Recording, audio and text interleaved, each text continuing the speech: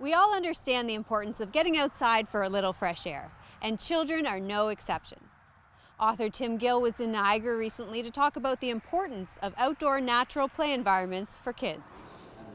What I'm doing here in Niagara is helping people, I hope, take a more balanced and thoughtful approach to risk in children's lives. So helping the grown-ups get a little bit less anxious and remember what it's like to be a child, be a bit adventurous, and figure out how we can give children a bit more freedom to learn how to cope with the everyday ups and downs of life. And what are some examples of how they can do that? One of my areas of interest is outdoor play, and anyone who's been around a 4 or 6 year old child knows how much energy and how they want to explore and discover and test themselves.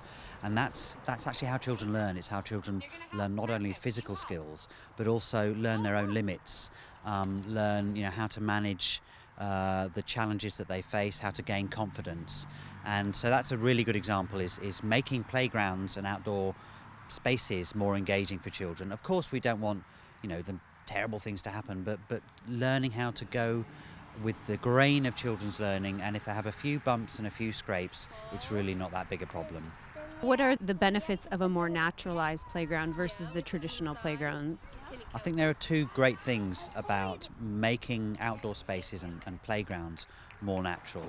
The first is, and I think we know this as grown-ups, that there's something kind of calming and keeps our emotions on a more even keel when we feel that we're in nature.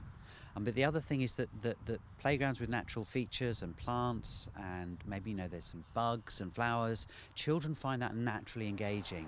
They want to explore. So playgrounds with natural features are not just places for kind of running around and climbing and spinning and sliding.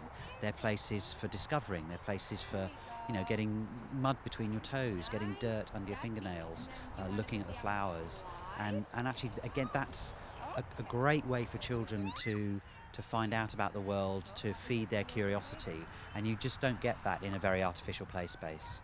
What has been the response to these arguments throughout your tour across Canada? I've been really amazed at how enthusiastic, how engaged, and how supportive people have been since I come to Canada. And sometimes I'm thinking, I'm not sure why I'm here, because actually there's a lot of people who are making the case and doing good things to take a more balanced approach. I've seen climbing trees in parks, trees that have been pruned so that then they can be climbable. I've seen amazing, BMX tracks in public parks. I've seen kindergarten playgrounds. But I also know that there's a lot of anxiety and there's some confusion. And I think we have got some things that we've learnt back in the UK about how to really bed down a thoughtful approach and how to get rid of some of those worries, whether it's injuries or accidents or liability, which are all concerns, but we can move on from them. That's the message. After his visit to Niagara, Tim continues his Canadian tour with stops in Toronto and Halifax. For more information on the positive effects of natural outdoor play, visit his website rethinkingchildhood.com. Reporting for The Source, I'm Katie Jones.